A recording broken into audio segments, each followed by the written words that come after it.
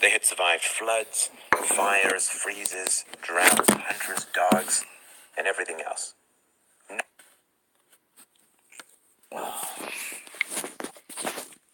What up, what up? Let's see, my sunglasses on my head, that's funny. Alright, well, let's see what we got.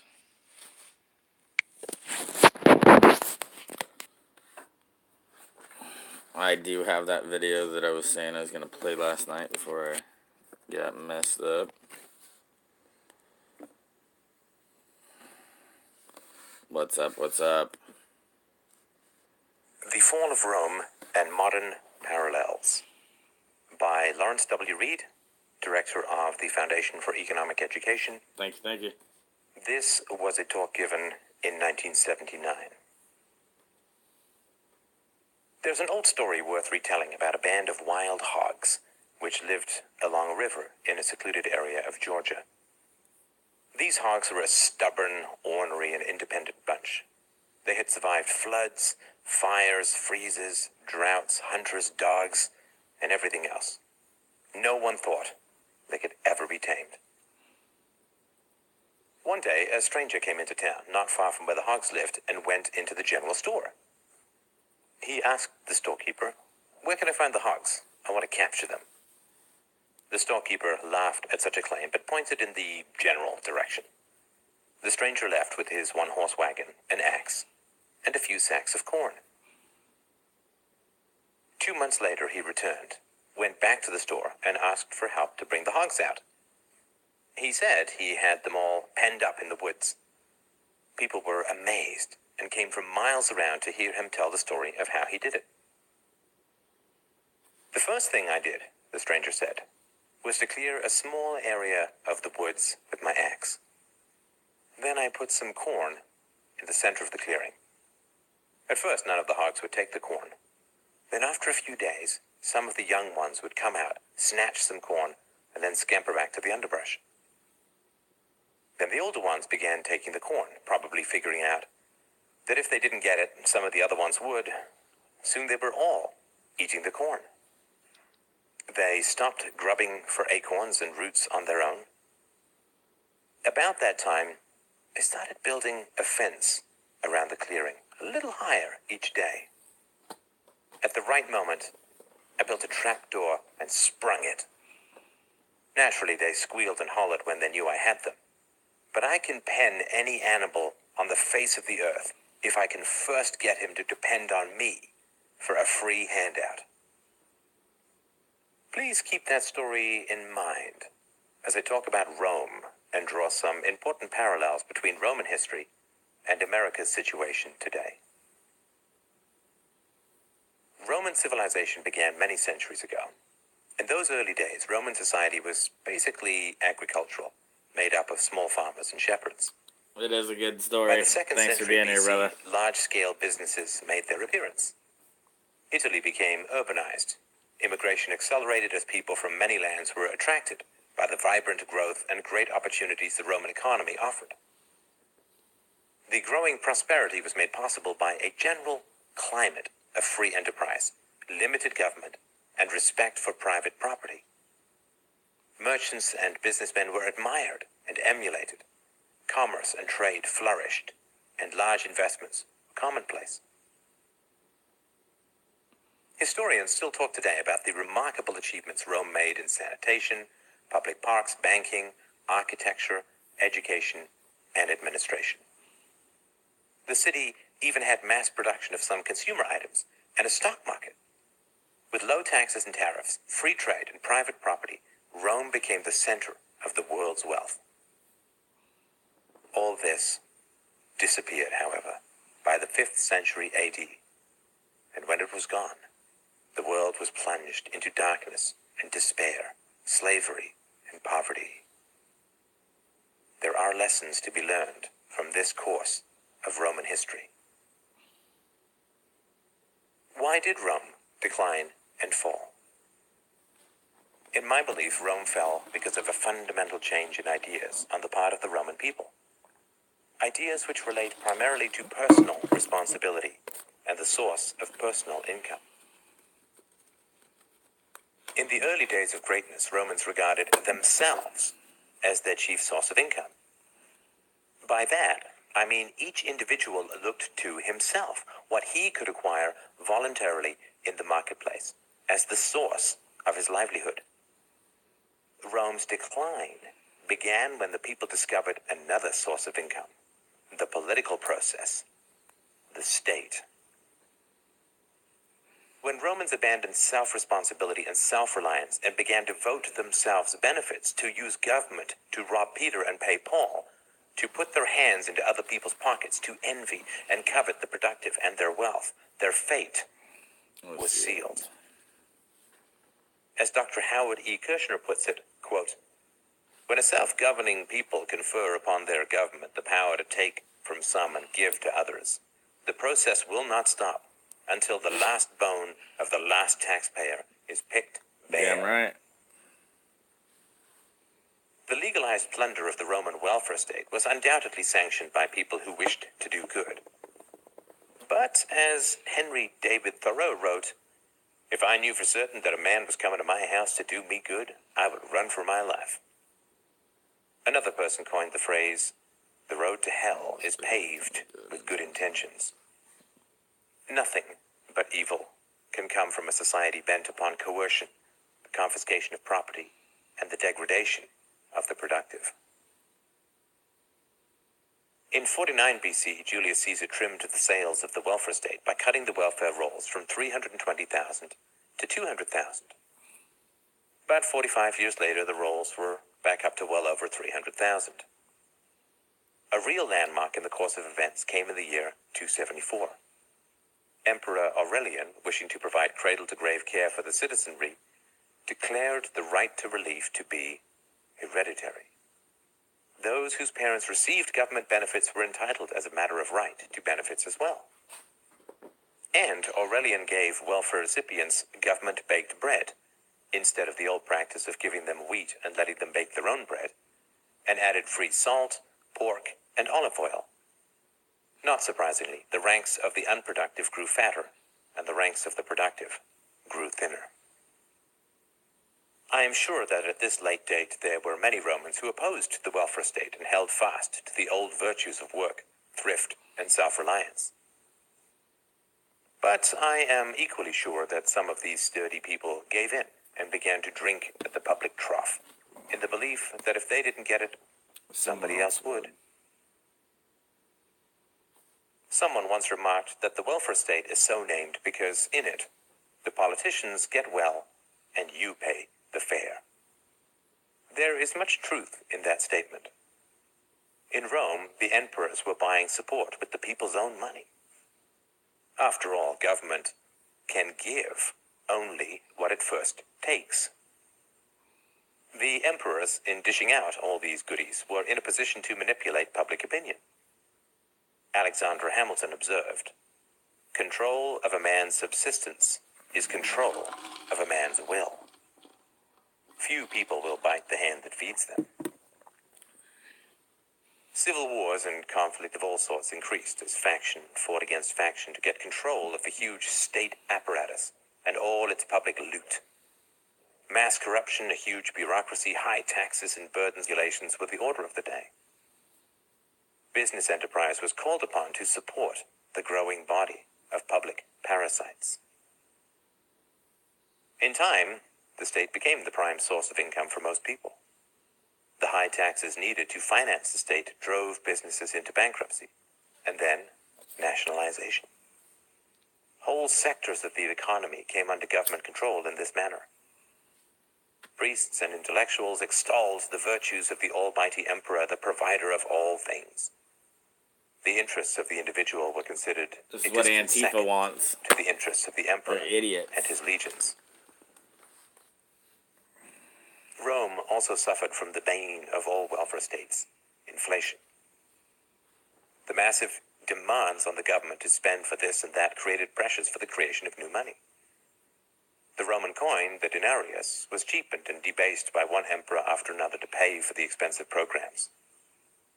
Once 94% silver, the denarius by 268 AD was little more than a piece of junk containing only 0.0 0.02% silver. Flooding the economy with all this new and cheapened money had predictable results. Prices skyrocketed, savings were eroded, and the people became angry and frustrated. Businessmen were often blamed for the rising prices, even as government continued its spendthrift ways. In the year 301, Emperor Diocletian responded with his famous Edict of 301. This law established a system of comprehensive wage and price controls to be enforced by a penalty of death. The chaos that ensued inspired the historian Lactantius to write in 314 AD, quote, "After the many oppressions which he put in practice had brought a general dearth upon the empire, he then set himself to regulate the prices of all vendible things. There was much bloodshed upon very slight and trifling accounts, and the people brought provisions no more to markets, since they could not get a reasonable price for them. And this increased the dearth so much that at last, after many had died by it, the law itself was set aside." All this robbery and tyranny by the state was a reflection of the breakdown of moral law in Roman society. The people had lost all respect for private property. I am reminded of the New York City blackout of 1977, when all it took was for the lights to go out for hundreds to go on a shopping spree. The Christians were the last to resist the tyranny of the Roman welfare state. Until 313 AD, they had been persecuted because of their unwillingness to worship the emperor. But in that year, they struck a deal with Emperor Constantine, who granted them toleration in exchange for their acquiescence to his authority. In the year 380, a sadly perverted Christianity became the official state religion under Emperor Theodosius. Rome's decline was like a falling rock from this point on. In 410, Alaric the Goth and his primitive Germanic tribesmen assaulted the city and sacked its treasures.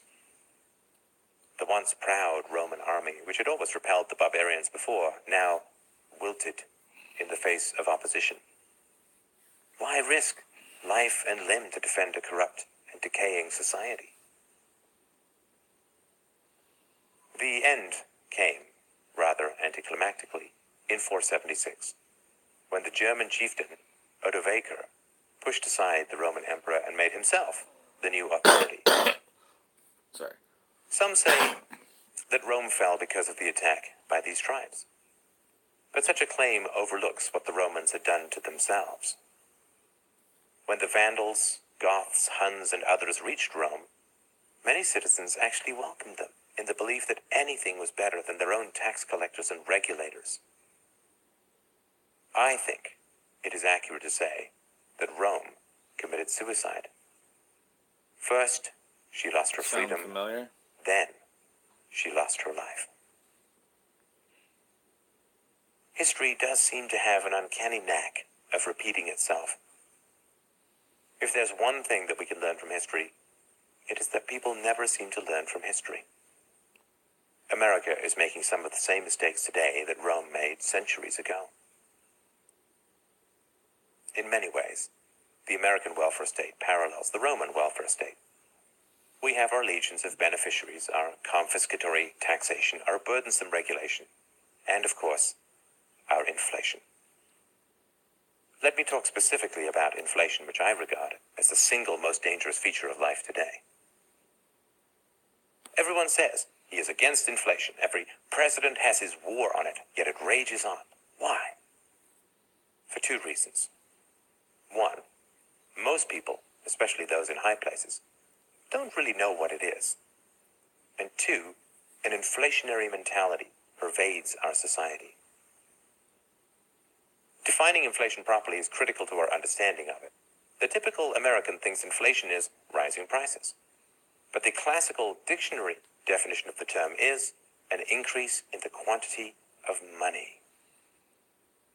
In this discussion, changing the definition changes the responsibility. If you believe that inflation is rising prices and then ask who raises prices, you'll probably say that business raises prices, so business must be the culprit.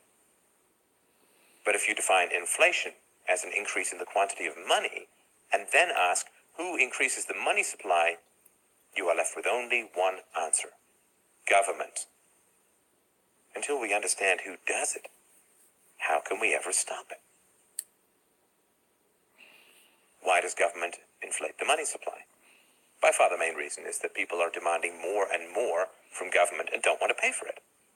This causes government to run deficits which are largely made up by the expansion of money. It follows then that inflation will not stop until the American people restore the old values of self-responsibility and respect for private property. Let me show you how our welfare state mentality has ballooned the federal budget. In 1928, the federal government spent a grand total of $2.6 billion. In the current fiscal year, in the late 70s, it will spend over $530 billion. The accumulated red ink for the past 5 years is over $200 billion. I've cited on other occasions a welfare recipient's letter to her local welfare office. Quote, "This is my 6th kid. What are you going to do about it?" Implicit in that letter was the notion that the individual's problems are not really his at all. They're society's, and if society doesn't solve them, and solve them fast, there's going to be trouble. I submit that our economy can withstand a few thousand or even 1 million people who think that way, but it cannot bear up under tens of millions practicing that destructive notion. Today, what business, what school, what union, what group of individuals is not either receiving some special favor, handout, or subsidy from government, Play that video or at least next that I said I was going to play last night. There's no longer any reason to wonder why we have inflation. According to Dr. Hans Senholz of Grove City College, the development of the American welfare state has come in 2 phases. In the first phase, roughly from the turn of the century to 1960, we relied mainly on ever-increasing tax rates to finance the expensive government programs. The top tax rate went from 24% to 65% under Herbert Hoover and to 92% under Franklin D. Roosevelt. The decade of the 1950s was one of stagnation.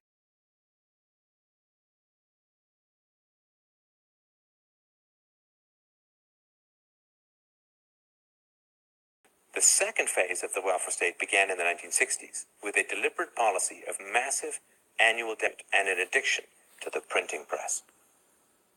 The demands to spend for this and spend for that, which I have mentioned above, have merely provided the fuel for these massive deficits. America's dilemma is certainly of crisis proportions. We face collapse and dictatorship if inflation is not stopped and the growth of government is not checked. But Rome's fate need not be ours. Our problems stem from destructive ideas, and if those ideas are changed, we can reverse our course. A nation that can put a man on the moon can resolve to mold a better driver's future. license by 2020. Let's reject the destructive notions of the welfare state and embrace the uplifting ideas of freedom, self-reliance, and respect for life and property. This is an article from the same author 30 years later, published 24th February 2009. Rome and the Great Depression. Commentators on the present financial crisis have noted some interesting parallels to the Great Depression of the 1930s. Even if we survive Washington's spending spree, Congress and the Obama administration could still tip us into catastrophe if they sharply raised taxes or tariffs, as Congress did in 1930 and 1932. But more ominous parallels to an earlier age should not escape our notice.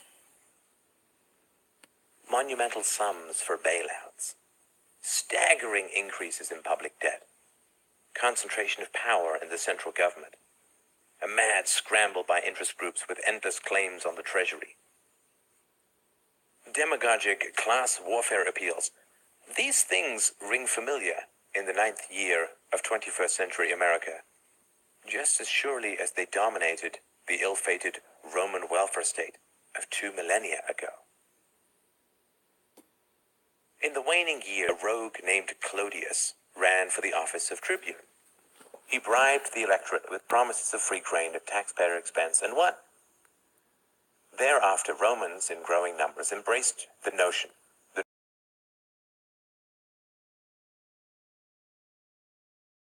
this set into motion Kirchner's first law, We are named the for last the late generation. economist Howard E. Kirchner. Evil's growing. Quote, when So a are we, though. self-governing people confer upon their government the power to take from some and give to others, the process will not stop until the last bone of the last taxpayer is picked bare. Candidates for Roman office spent huge sums to win public favor, then plundered the population afterwards to make good on their promises to the rent-seekers that elected them. As the Republic gave way to dictatorship, a succession of emperors built their power on the huge handouts they controlled.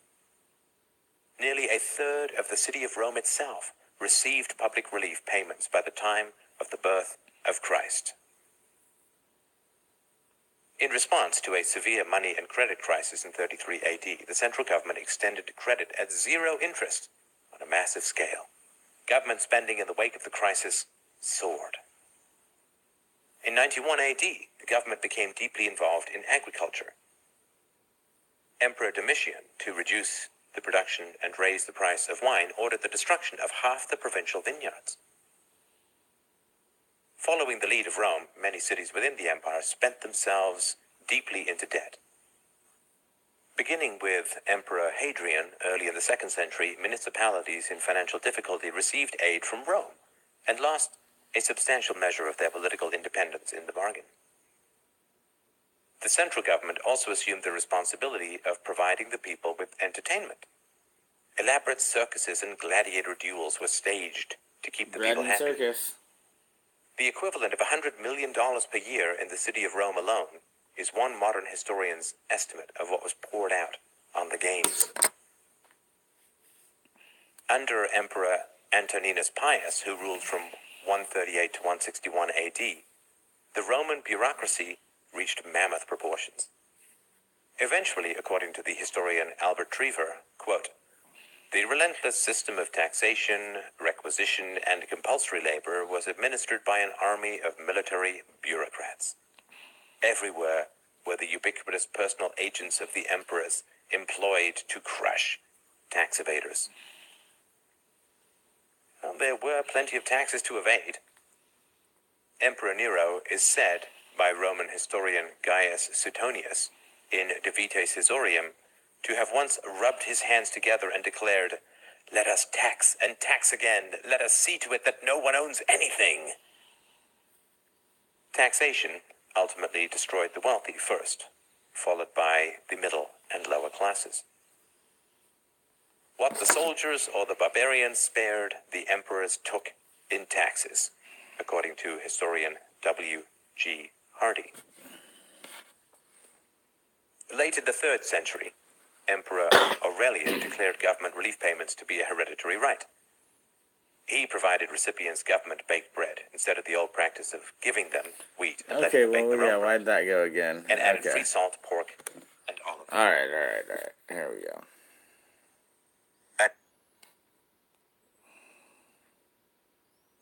This is crazy. Check this out. Just watch it. Have an open mind. I'm not saying I believe any of it or all of it. Hello, everyone. This is Sophia Smallstorm. David and I are going to discuss today sort of a joint theory. It originated from a brainstorm that I had that I discussed with him quite a while back, and he has now added to it, and what he has added to it is extremely interesting, a real stroke of genius, and David absolutely has strokes of genius quite often. David, hi. Hi, Sophia.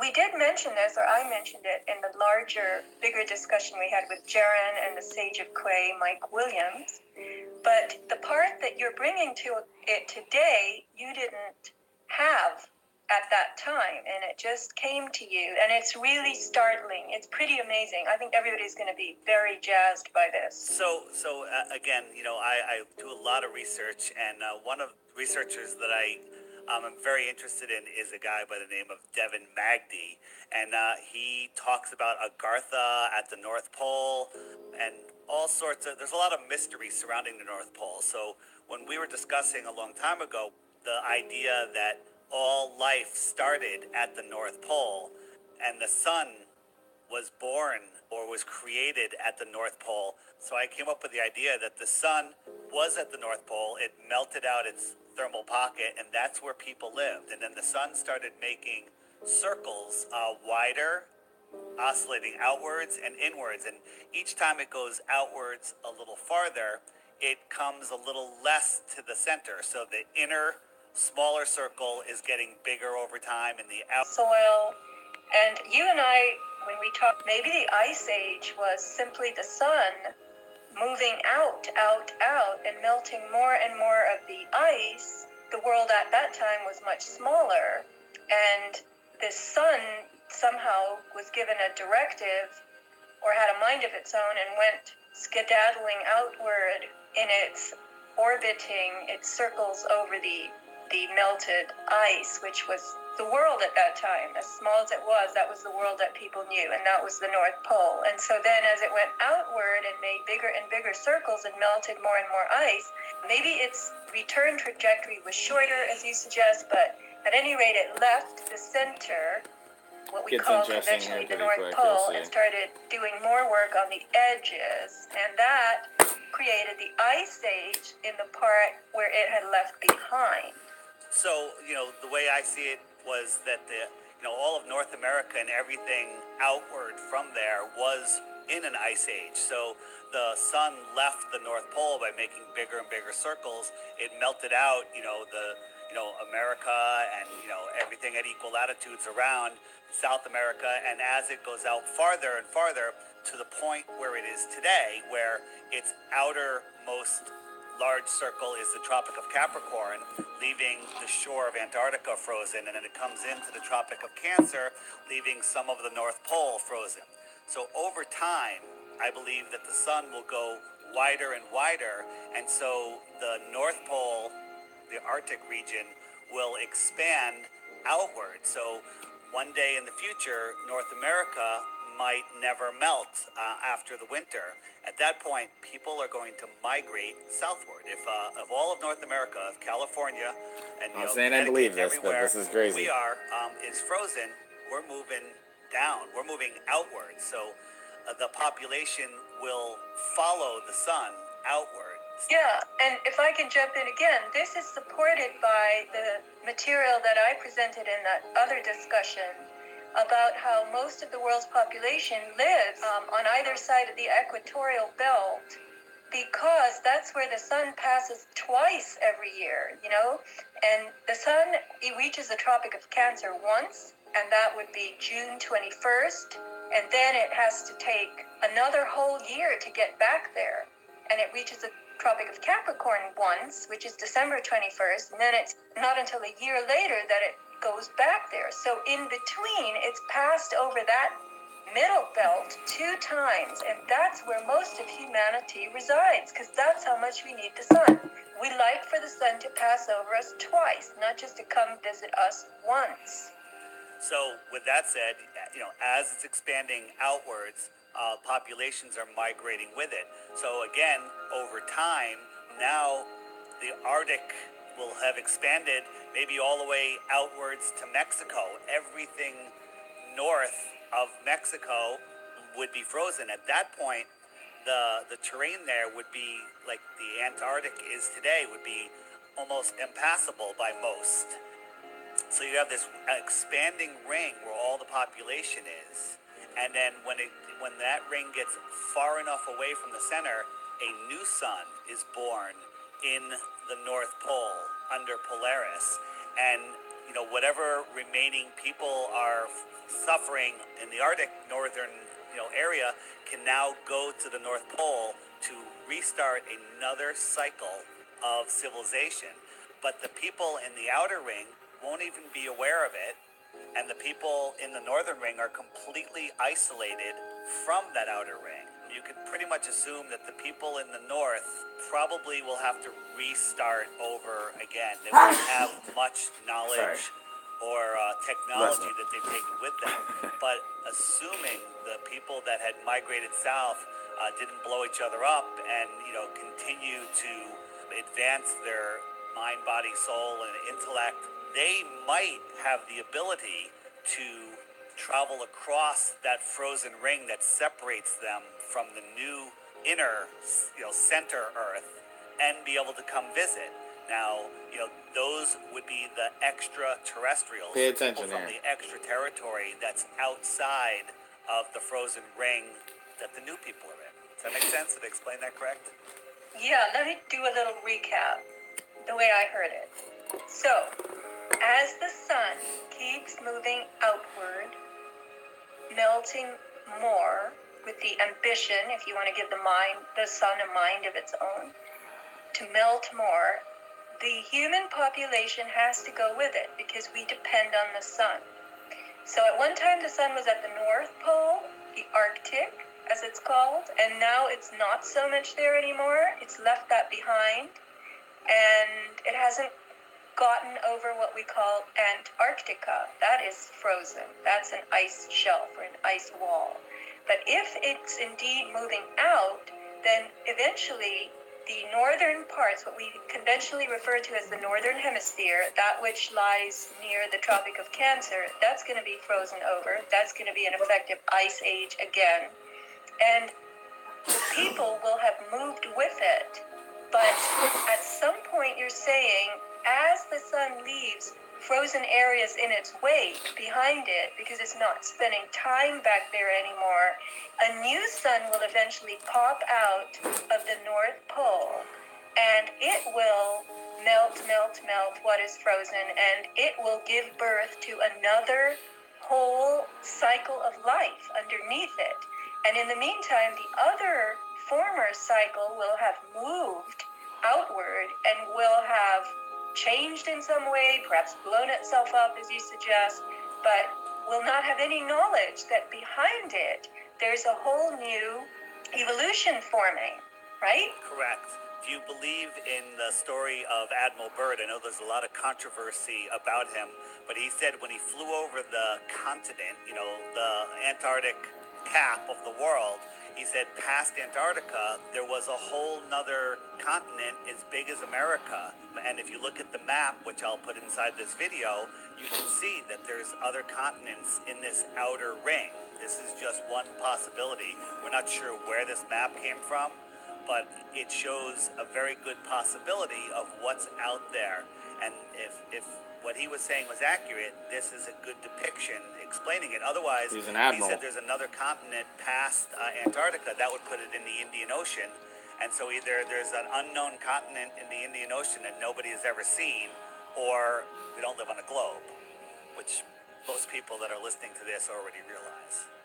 Right, and we who exist here in this containment of melted area and land, we don't even dream that ahead of us, in front of us, past Antarctica, is a whole new world. New, it's actually old. It was here before us. Correct, and as long as they didn't destroy themselves, they are more advanced than we are. They have other technologies that we do not have. So, the story of the Atlanteans and all of these civilizations that just picked up and disappeared and nobody knows where they went, perhaps they just moved outwards. That's amazing, David. When you said that yesterday, I got chills. That could be exactly what the situation was.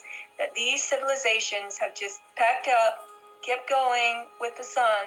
New Zealand, and now they're on the other Nice. side of this ice shelf. And they either know, the cycle, they figured it out, or they're completely unaware that there is a new habitable area Thanks back for in the the thumbs center up. again as they move their way outward. Just to help. All of these, Appreciate it. researchers that talk about aliens and other planets and truly believe the nonsense of that, what they don't realize is it makes a lot more sense if you look at this model. If there are Pay other attention. beings visiting us, they're coming from the same plane. They don't have to endure space. They don't have to endure different atmospheric conditions. They don't have to figure any of that out. They're just coming from thousands of miles away Yeah, instead of billions. look at all you guys from across the Right. pond. And you I'm know, in California. David, I was thinking that each sun that is born out of the North Pole, talk about the star also, but each sun that is born could have some difference from the one that preceded it. So the life forms that it generates and feeds might be slightly different from the ones that have preceded them, that are now on the other side of the wall. We are all in tune to the energy of the sun. So if it had a different energy, a different frequency, we would be different people. That's right. We would be different in our biological nature. I'm assuming that it could be still called biology. But yeah, this was a stroke of genius, David. You are a world explorer in your own mind. So I want to bring up another thing. Story of Jesus. Pay attention, And this is many crazy. other religious figures crazy. have the exact same story. They were born on the same day. You know, they died and they were reborn 3 days later, which is the story of the sun hitting the solstice and then coming back. Jesus walked on water. Well, if you go down to the ocean and watch the sunset, the sun walks on the water right to your feet. And if you, Sophia, are standing, 100 yards or a mile down the beach, the sun walks on water right to you. So there is your personal relationship with the sun, the S-O-N, the S-U-N. I wonder where he's There's at. so many things that they say about Jesus. Jesus was the light of the world, the giver of life. There's so many things that you can relate to the sun. And then when I was talking with Jaron, he's the one that pointed out to me that the new sun is born in the north. And the problem I had with the story of the three wise men, they followed the star to the sun. But it didn't make sense to me because all of the stars except one move, and that's Polaris. So the sun is born in the north underneath the North Star. So Think about all that. Perhaps the story of the wise men is the story of men going to the north for their savior from the cold. They're living in a rough environment. It must be really tough. Then all of a sudden the sun is born and feeds them and creates a loving world for them to live in. Froze rather up than on a me. harsh, cold environment. For all Hold of on. the religious people out there, I'm not saying I'm just going back a little bit because it froze up. the sun Sorry. is born in the north underneath the North Star. We're across the pond. So I'm not. perhaps the story of the wise Land men down under. is the story of men going to the north for their savior from the cold. They're living in a rough environment. It must be really tough. Then all of a sudden the sun is born and feeds them and creates a loving world for them to live in rather than a harsh, cold environment. For all of the religious people out there, I'm not saying that Jesus didn't walk the earth or any of the other religious figures that have the exact same story as Jesus. Perhaps, Jesus was here and his soul is the sun. I believe that we are all having I'm in Cali. physical experiences here, and that our soul, for lack of a better word, our consciousness, our immortal being is up in the stars. Perhaps the stars are the projector of us. Oh, yeah. And We've the never sun, landed on the the moon. You S-U-N, can't land is on the moon. Projector of the S-O-N. I haven't been, a religious person in any way, shape, or form until I discovered the true nature of our world and that it was created intelligently. But it's just something to think about on how, all of these different religions could be tied to the sun in the sky, the S-U-N. That's it. I'm just trying to think these things out. Of course. No, that's fun. That's what's fun about this. And then people will give a little part of what they're thinking, and it causes a brainstorm in someone else, and they trade that back to the first person, and then more and more it's fleshed out. And these are all theories, because nobody has written this history down. You know the Beatles song, Here Comes the Sun? Isn't there something about it seems like ice is slow? Oh, it seems like years since it's been here, and then ice is slowly melting. Maybe they knew something we didn't know. Maybe. Ice ages don't come forward and retreat. They all march outwards. I wonder if there's any evidence of that. If my theory is correct, ice ages march out from the center. They start in the center, and then it melts out from the center and advances on the outside. So, Yeah. I mean, what's at the North Pole isn't an ice age anymore, but there is supposedly another one that's going to follow, right? It's very easy supposedly, because we'll they see, keep with it all so the manipulation of the weather, maybe compartmentalized, what they're doing in the sky, let alone they're trying laughing to at us. stop the But next listen, cycle from just pay happening. attention. Who Sorry. knows? There's so Pay many attention. They have some good theories here. outside. So, Yeah. I mean, what's at the North Pole isn't an ice age anymore, but there is supposedly another one that's going to follow, right? supposedly, we'll see. With all the manipulation of the weather, maybe what they're doing in the sky, they're trying to stop the next cycle from happening. That's why they made an There's artificial so many sun. ways to look at that. That's actually a good point, because if they're creating this artificial warming by putting the saran wrap of white haze over the melted part of the earth, then they are trying to contain the effect of what the sun will do if it keeps moving out. Now, we are told that the ice shelf in Antarctica is like a bunch of ice cubes, that it's melting. And if that's true, then it's testament to your theory that the sun is incrementally Everything's been a lie. moving more and more out. It's not global warming Everything that's you've ever causing been the taught. warming of the oceans, of the Antarctic Ocean, and the melting of the ice down there. It's because the They're sun hiding is land no matter creeping what. farther and farther out. The Tropic of Capricorn is no longer its last boundary. So this is very possible that they're offsetting what it's leaving behind, which is incremental cold. They literally made a patent for an artificial sun in the 60s. You don't make a patent for something unless you've already built it or you're gonna build it. Like they know what's going on, and they put a second sun up there for a reason. And they're trying to heat that up. I mean, 2016 was the hottest year on record, and they did that artificially. One last thing I want to put into this conversation, and I touched on it earlier, is perhaps the people that are living in the outer ring do have a rule that they're not allowed to come here. Oh, as a here. globe saying, Maybe some oh, of them down don't under. know, or maybe just some of them have come here, planted themselves down, and taken control.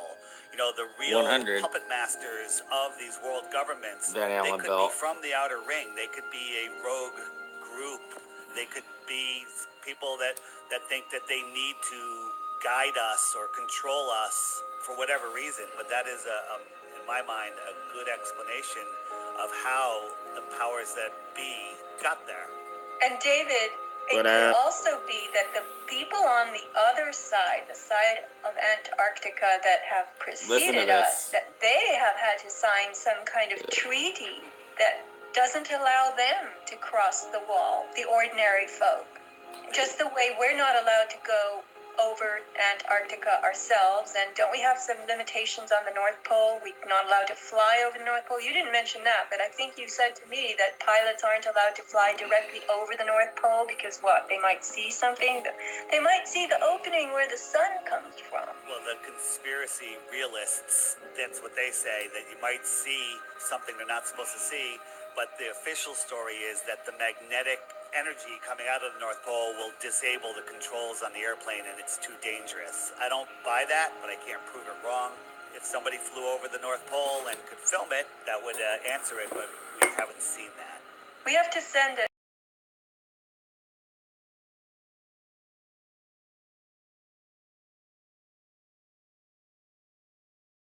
Books about the North Pole where explorers went there and it melted and it got warm, and that makes no sense on the way out and start the next cycle of civilization.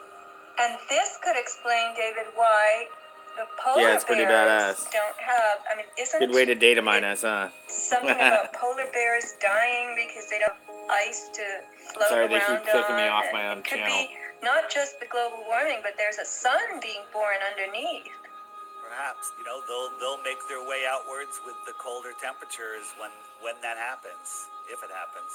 All fascinating stuff to think about.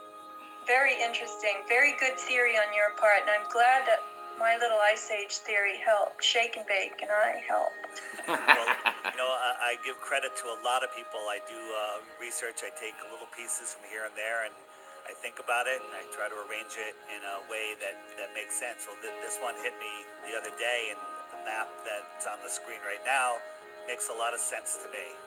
So there you go. There you go. Thank you, David. Thank you for sharing that. And I'm glad that we had that long discussion the other day, and we should have more of those. Oh, we have no idea. We're just trying to hope to figure something out.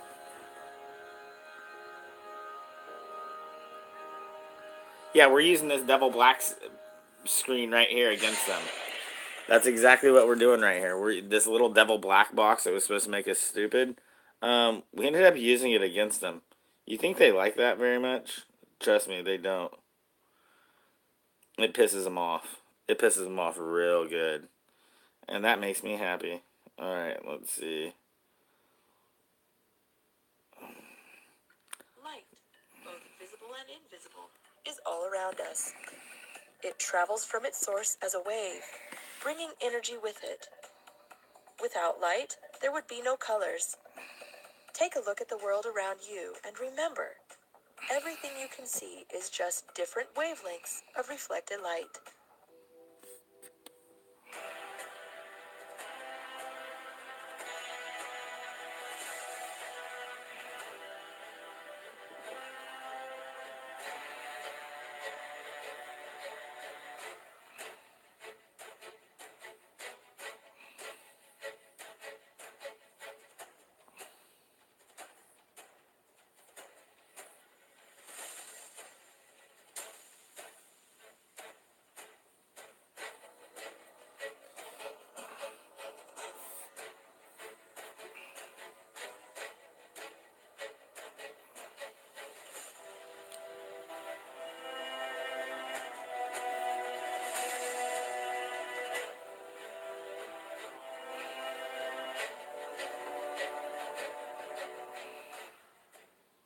Insides, and then there'll be no pressure on the inside, and then they'll be crushed by the atmosphere. by the atmosphere. And that will be a rather clear demonstration Exactly. of the power of the atmosphere. Exactly. Put those on.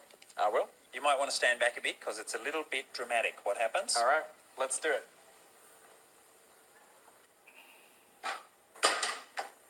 Get it down to there and get some cold water on.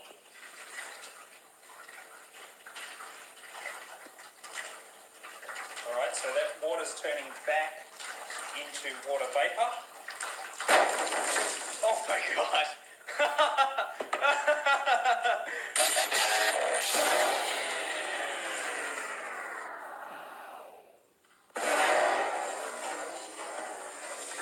Yeah, pretty much.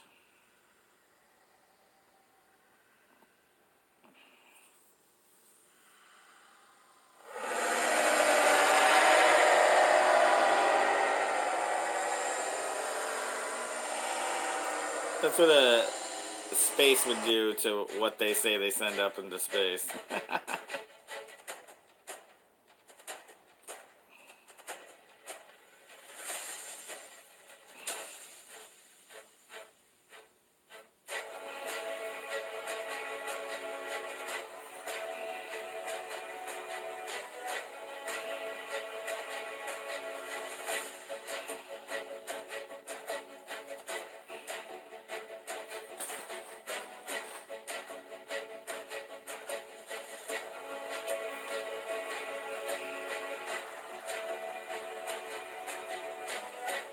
Just don't want to go during monsoon season. I've been there.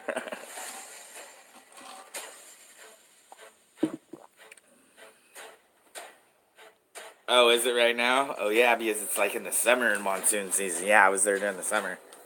Oh shit.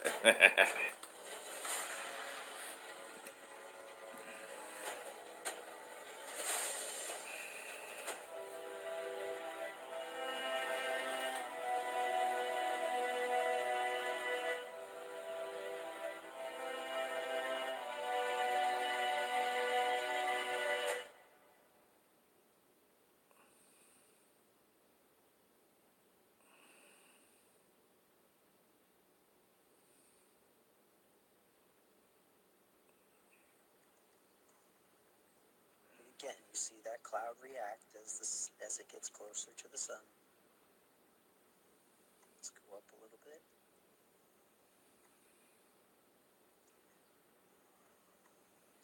colors happening up there, especially the little cloud to the top there.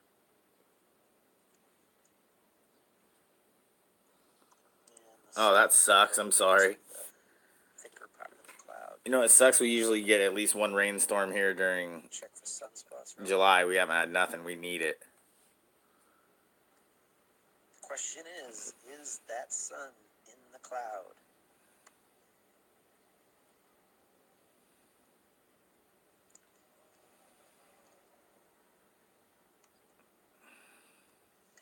I mean, look right there. Look at the reaction happening right there.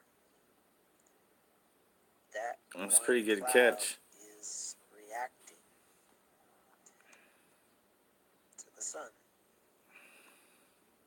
and all the way back down.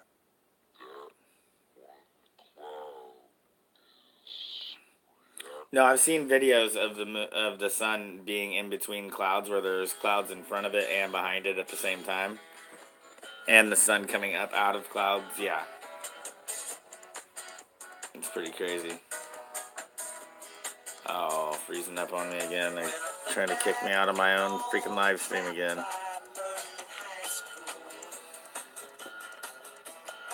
Damn, that sucks.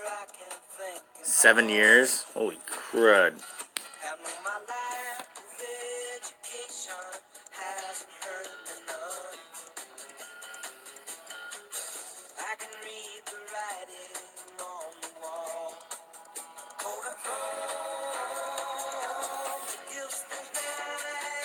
Oh, thanks for the thumbs up. It helps.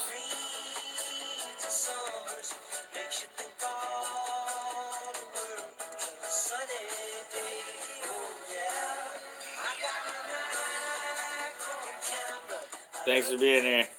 Basically, if the light from the sun have a good night, atmosphere, it gets or morning, wherever it is. a green rim and a red rim. The bottom half's got a red rim on it. The top half's got a green rim on it. So if you look at the sun in high magnification, you can see this really thin line of green around it. Now, when the sun gets really, really low down and this light has to go through a really thick layer of atmosphere, then sometimes that green detaches from the sun itself, and it can be hanging there just at the last minute as the sun's going down below the horizon. And that's what's called the green flash. I'll just call it and just wait until the sun's gone down far enough for me to turn onto it.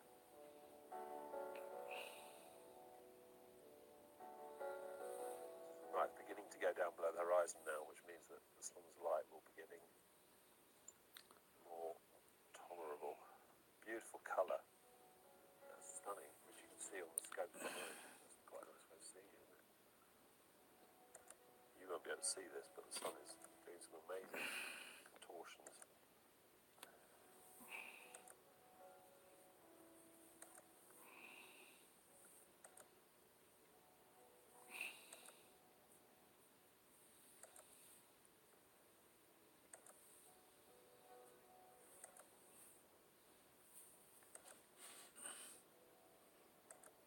Doesn't look like a round ball. That's because the atmosphere is distorting the shape of the sun. If you can see that with your camera, the top of the sun has detached.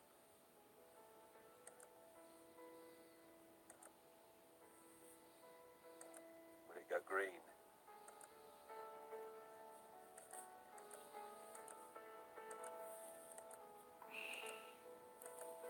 I've seen this one, but most of them do a pretty good job. Let's see. I thought you knew. It's been circulating. And what goes up must come down. And I thought this would fail, but nope, they're better than NASA. They're smarter than NASA, that's right. All right.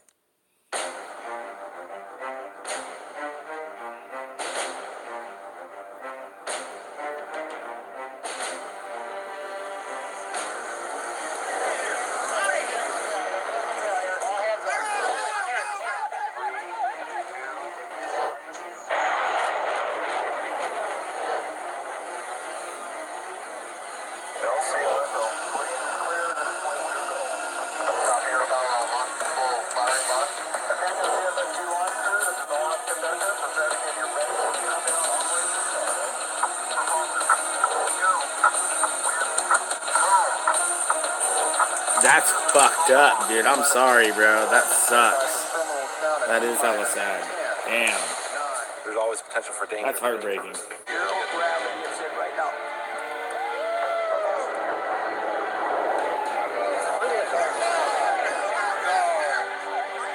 This has not been fun. Yeah, give a break up there. Break up.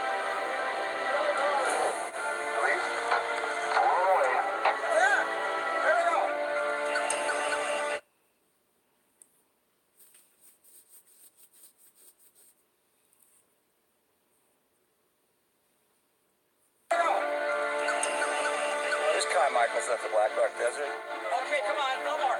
We're here to make sure that these guys launch a rocket safely. Don't let it fall hard.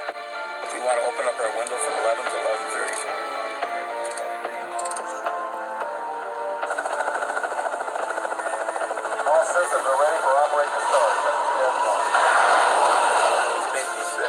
Oh yeah, they're doing it on purpose. Yeah, no, it's globalism at its finest. If I fail, I don't know what's going to happen. So I'm the team leader of the group and designer of the rocket. Really kind of managed the whole event, and then I was also the launch conductor. Did all the countdown. And the GoPro cameras, actually, all three of them did shut down on temperature, and the cameras were all mounted to the outer skin of the rocket, which does get really hot from the aerodynamic heating during the boost portion of flight. In fact, some of those areas can get upwards of 300 or 400 degrees.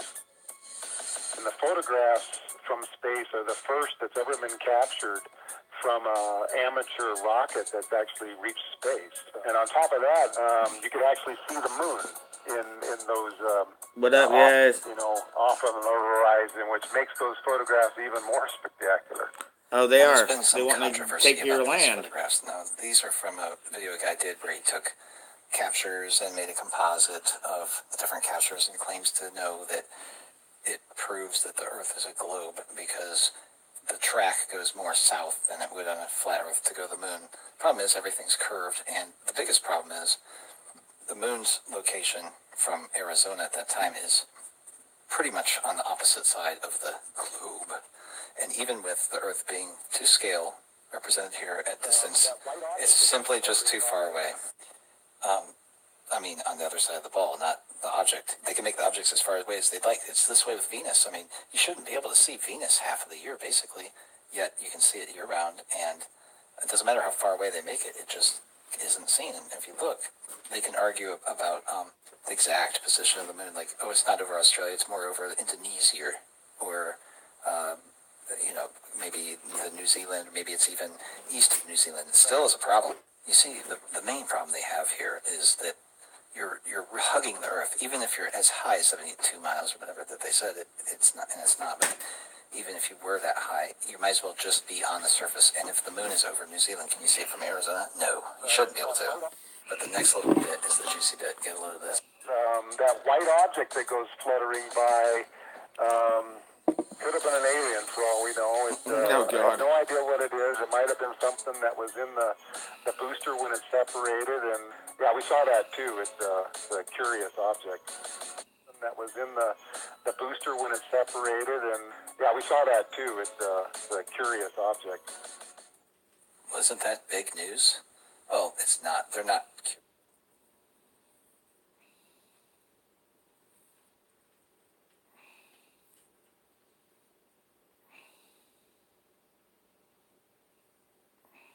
It's a curious object. Wasn't that big news? Well, it's not. They're not curious about it because they know what it is.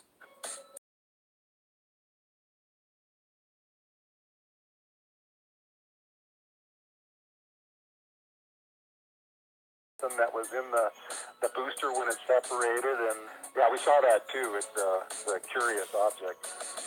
But unless you know where it's at, when we first got down on the ground in the area where the rocket was, we couldn't see it. We could not find it, and we actually found these drag marks. We followed drag mark about 3/4 of a mile, and then came right up to where the payload was. In the course of the month that it was sitting out there, the winds had picked up that parachute and dragged that payload section at least 3/4 of a mile to its spot.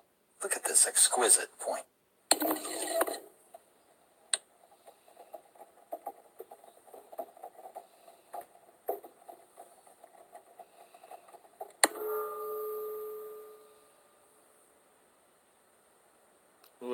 Wait, then back end's blown off.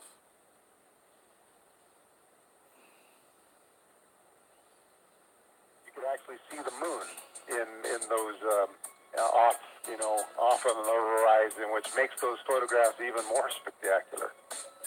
That white object that goes fluttering by could have been an alien for all we know.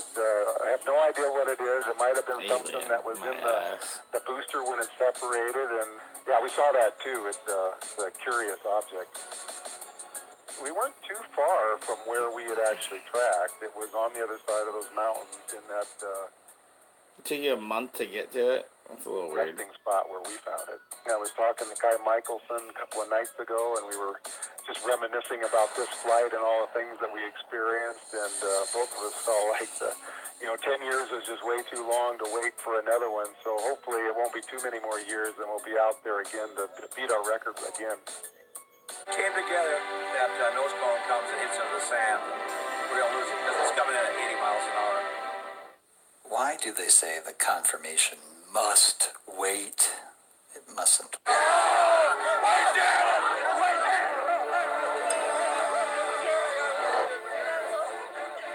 The first amateur to put a rocket into space. Look at space, you hit the fucking firmament, mate.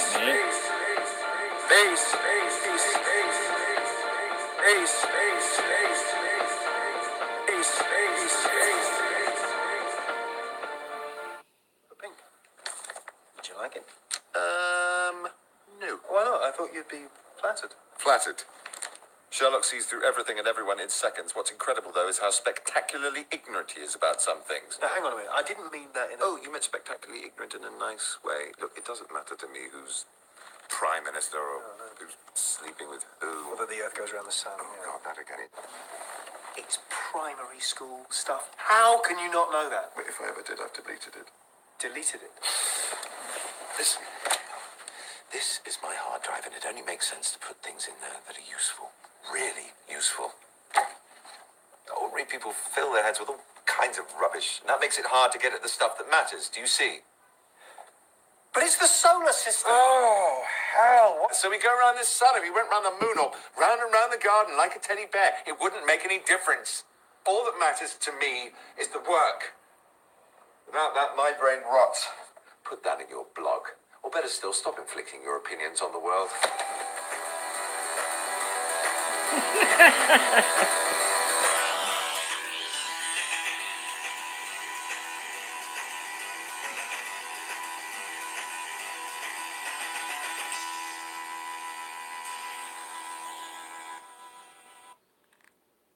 At Wheelworks, we have name brand tires and guarantee every around the wheel service. And Let's see what this has got. I don't know what it is, but we'll check it out. Or I haven't seen it, I mean.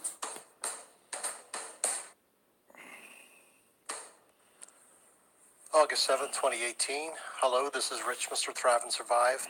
You're about to see absolute, unadulterated proof that anyone can do for free. All you have to do is travel some. And I think I'm an ornate dragon, or an ornate building. No. You'll be able to prove that it is flat. We are going to be using a Theodolite app.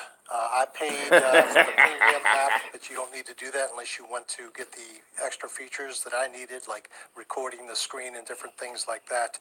I recently took a trip from from Phoenix, Arizona to Baltimore, Maryland. On the way back, I had to transfer planes in Chicago. This is one of the photographs of that Chicago. So this is pretty much in the middle of the country.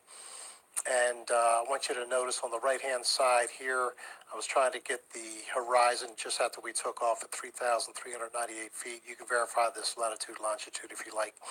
And you can see we're pretty much at zero on the horizon. And my tilt left right was not working very well. It seemed like my phone is picking up some sort of magnetic or electromagnetic interference. However, my son was with me. He got this app also. That was his price for the trip, and he was a globe Earth believer. I'm not sure if he still is, but he was to verify when we were level in the air if the plane was tilting left or right, so I could adjust this right here. I won't get into the purpose of doing this. I'll get into that in another video. I didn't even try to think about this, but this is an ultimate proof that just dawned on me yesterday. So I'd like to share that with you. So let me show you a little bit how this theodolite works and show you how you can, for free, prove with no doubt whatsoever that you live on a flat earth. Now let's say we're looking at something close here, and we have leveled out our application. I'm going to show you how that's done. Actually, let me go ahead and show you that right here. All you have to do is when you have your phone laying down on a surface you know there's absolutely flat, what I did was I used the corner of the windowsill. We're in the we're the last metal, generation. so I wasn't going to use any type of warping. I actually did this at the airport in Phoenix, so I knew I had a good reference. What you do is what you have. Once Sorry, you have guys, zeroed keeps it, kicking me out of your my own phone, feed. when you have it, right axis here is level. You're not tilting the phone up or down. This will show 0. When this is down, this number I believe goes positive or negative. It actually depends on which way you're holding the phone. If you hold the phone with this edge down, it'll be the opposite. In any case, this on the left here will show you when your phone is out of level once you have zeroed it. And the other side, this one right here, this will show you when you tilt the phone towards you or away to try to get the horizon. Maybe we shouldn't be waiting for anything. In the distance. That's because if we are the body of Christ, are we really supposed to be waiting for him to come back and take care of stuff? Or are we supposed to pull up our britches and take care of it ourselves if we are the body of Christ? This right side is for, which will give you how many degrees above or below your initial calibration point was. Okay, let's take a look at how this application works. I'm going to start this as close to 0 as possible. This is my up-down reference here. On the right-hand side, on the left-hand side is my tilt left and right. I think this is the biggest lie that we have to show, because if we can get people to see they've lied about this, you're going to see this we might have a chance to open their eyes to other just stuff. to show you how this will change. Then I come back up, and then I'll tilt left to right. So let's go ahead and take a look at that. Look over here first on the right-hand side. As you can see, I'm tilting down. I get negative numbers. As I come back up, it heads towards positive. Now I'm tilting left, obviously, and now I come back right. So, and I go past the 0 point. So you can see how that works on both axes. That's badass. All right, now I need to show something absolutely necessary, because the detractors will come along and say the application, this theodolite app, self-adjusts no matter where you are. No, that's not true. If that was the case, the theodolite app would be absolutely useless. It is the phone that adjusts. When you calibrate it, when you hit 0, it calibrates to your level like you see right here. Otherwise, this would be totally useless. If you went out in the field somewhere and you wanted to see if you were still level, if the app did not adjust, or if the app did adjust, then it'd be worthless. It would be useless. Why not just use the phone for level? You'll see what I mean. Hopefully here, there'll still be people that say it adjusts, but all these theodolite apps and an actual theodolite would be absolutely useless. So what happens is you put a phone, let's say you go here, gravity is always pulling down according to the globers, right? Always pointing down towards the center. When you went up on this hill, well, let's say you went over the curve, and I know this is very dramatic, but let's just say it wasn't this dramatic, you couldn't tell. The application would tell you that when you thought it was level, you'd be tilted. So what you'd have to do is you'd have to adjust the phone itself until the theodolite told you that you were now level once again with your starting point. Otherwise, this application is useless. So the phone, yes, it adjusts to whatever is level at your area, but the application does not adjust. That is why this application is worthwhile. So hopefully that's clear. what's funny is if you can get anybody to actually listen for a second and think, just think for themselves, you can literally plant the seeds and get them to grow. But most people are just so, they're so far gone, they can't take it. They really can't. But good job, good job. Every seed planted So let's is a get a good seed. perspective first from the big picture. This is Google Earth. I traveled approximately from here, Phoenix, Arizona, to Baltimore, Maryland. Unfortunately, I couldn't get the right perspective with Google Earth. Maybe it can be done, but I don't know how to do it. But anyway, this is pretty much the travel route I took. So how much curvature is that? That's very important. Remember, no matter where you're standing, you're at the top of the ball. So we have the same curvature forward and back as we do left and right, no matter where we move on a ball. Now let's estimate how much difference the curvature would have to be, or the tilt would have to be going from Phoenix to Baltimore. 2,000 miles equals 3,219 kilometers. I rounded it off to the nearest kilometer. And if we come down here, we see using the circumference, we find that 1 kilometer has the angle of, it's actually 1 kilometer is 0.009. So you take the distance times 0.009, and that will give you how many degrees of curvature that you should have. And in this case, we have this right here, this tilt that we have versus where we started in Phoenix. It's 28.971 degrees to be exact. So 28.98 degrees difference from level is what we should read when we get to Baltimore from Phoenix if the Earth is a globe. This will also, because wherever you are at that moment happens to be the top of the globe, no matter where we are, we also have this is a 3D type of thing. Your depth is also changed. So if I'm looking up and down, that will also change from, if I'm reading 90 degrees or 0 degrees, I should say, looking at the horizon here, that should be off by almost 29 degrees, what is at the horizon. Oh, it is. Here. And trust me, this is the biggest lie hopefully ever. that's clear so far. Look, if you can get people to believe the greatest lie ever, telling them that they live on a spinning wet ball rocket, that everything that they've ever seen that has ever been made came from something smaller than an atom. Which is 0.1 degrees from Keeps perfectly kicking me up off and my down own from damn where I freaking calibrated. thing. If I had the phone flipped upside down, this would, I guess, negative 0.1. Anyway, again, forget the left tilt. A lot of this did not work on the left side. My son's phone did work. This is the one we're talking about here. This is just after takeoff in Phoenix. You can see our altitude isn't very high. Then, let me switch it over here. Here we are more closer to the middle of the country. Here we're at 39,000 feet. And to the horizon here, I was slightly below it, minus 1.3 degrees.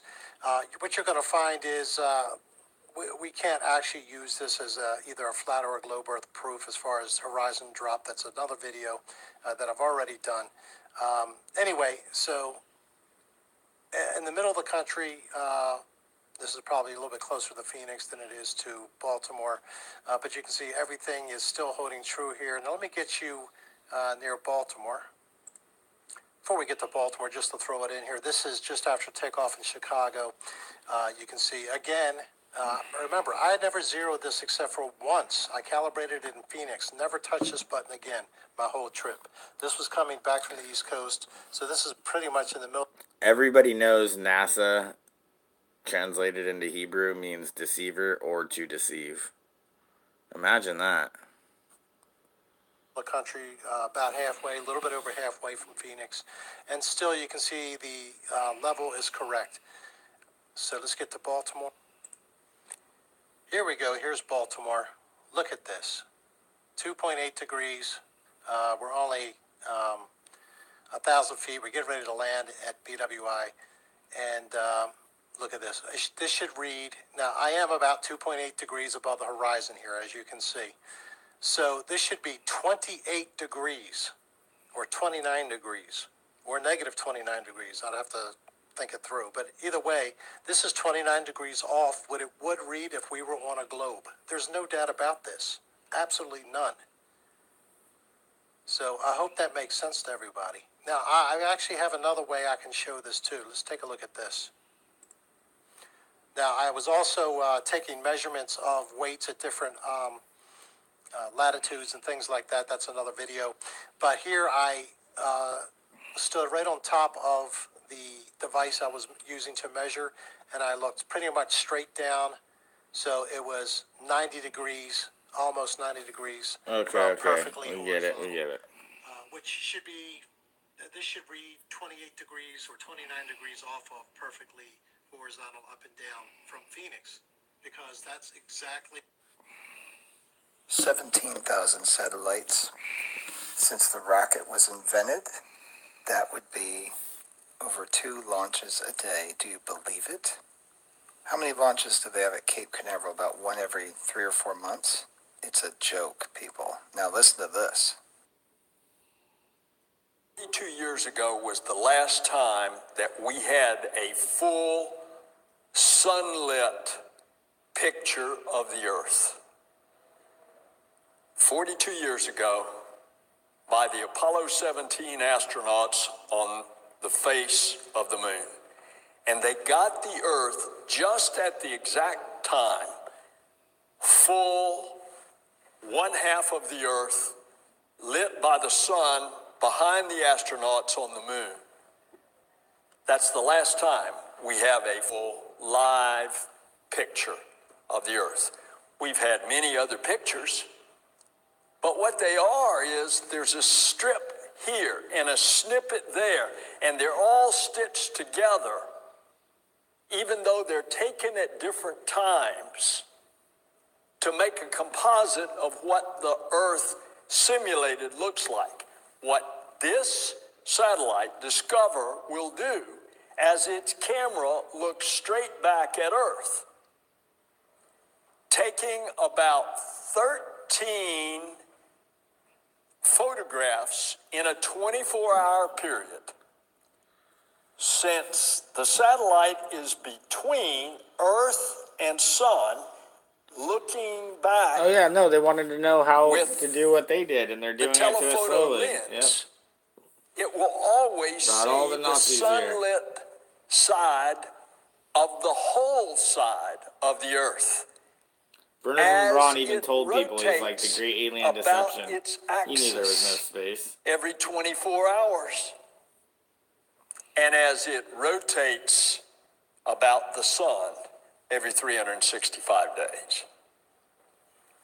That will give us a new perspective of the overview effect of what this home is that we call planet Earth and what it looks like on a daily basis every 2 hours. So satellites aren't real, and they know this.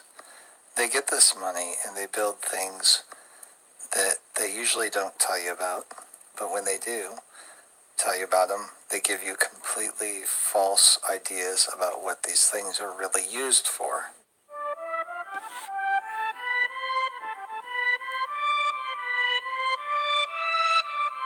This is how it would be done on a flat Earth, especially in the 1950s. Communications, banks, stock exchanges, hotel reservations, cable TV, hospitals, computer centers, and other new customers are appearing at an increasing rate. We are in the midst of a global communications explosion. Well, I'm sure. Helping meet this demand are communications satellites. This is President Eisenhower speaking. It is a great personal satisfaction to participate in this first experiment in communications involving the use of the satellite balloon known as ECHO. Satellite balloon. First experiment in communications involving the use of the satellite balloon known as ECHO. involving the use of the satellite balloon known as ECHO. August 12, 1960. President Eisenhower took part in the historic first transmission via ECHO satellite. By bouncing radio waves off its shiny surface, it made possible long-distance telephone conversations. Bouncing radio waves off its shiny surface. It made possible long-distance telephone conversation. By bouncing radio waves off its shiny surface, it made possible long-distance telephone conversations involving the use of the satellite balloon known as ECHO. Long-distance telephone conversations, and the transmission of photographs and music. Other communication satellites followed. Telstar.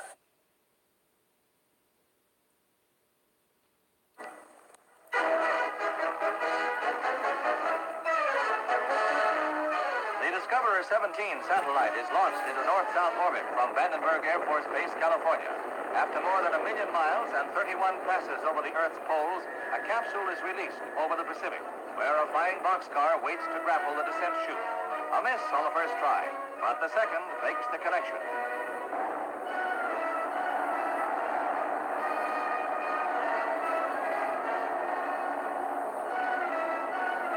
This recovery completes the most successful test in the Discoverer program. It is the first in which the rocket engine of a satellite was restarted in orbit.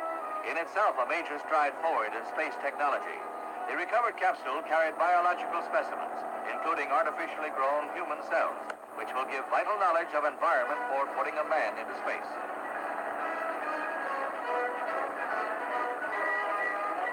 A major milestone in America's program of space exploration. Relay. SYNCOM. Each a research step leading to commercial spacecraft capable of handling satellite communications. In 1964, television viewers around the world were able to watch the Olympics from Tokyo. At the Manned Spacecraft Center in Houston, doctors discussed space medicine and early cancer detection. One of these things go down, what do you call it? Weather balloon. Oh, this UFO came down in my backyard. It was a weather balloon. Yeah, weather balloon. These are all weather balloons, aren't they? Technically, that's not a lie. They're designed for handling weather, right? Rocket design failure blamed for Galileo satellite mislaunch. An investigation by launch service provider Arianespace shows that fuel freeze caused the Galileo satellite launched in late August to enter into a lower orbit than planned. A Soyuz rocket carrying 2 Galileo satellites was launched from French Guiana at 9:27 a.m. on August 22nd. The fairing, a cone which protects the payload, was shed after the rocket entered into space due to the reduced friction as anticipated. The first and second stages also detached from the rocket without a hitch. A design flaw, however, caused the fuel powering the frigate stage to freeze. The hydrazine nozzle was blocked as the fuel supply pipe was placed too close to low-temperature helium pipes. The satellite was placed into a lower orbit than planned. Lacking sufficient fuel, the satellites are not expected to make it into their pre-planned orbit.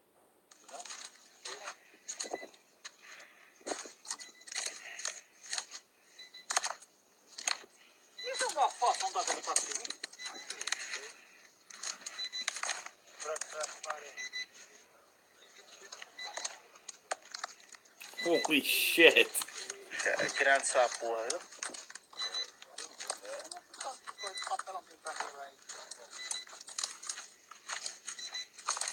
Eso es en que se mandó.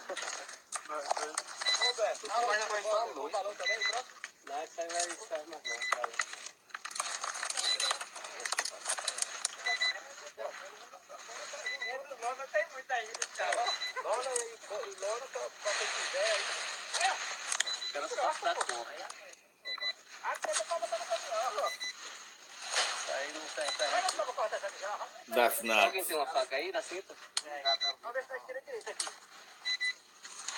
Até falar esse bicho pra lá. Vamos porque ele tá lá. Ele só como. Space my ass. Vamos ele pra lá. Vamos tirar ele. Being held up by a balloon. So now I'll hear, UAP, you're so dumb, man. Don't you realize These things, they re-enter the atmosphere and they burn up and you can totally see it. Okay, well, you see something. What is it? Maybe this. Incendiaries from a plane. That was nuts. All right. Thanks for being here. I'm out.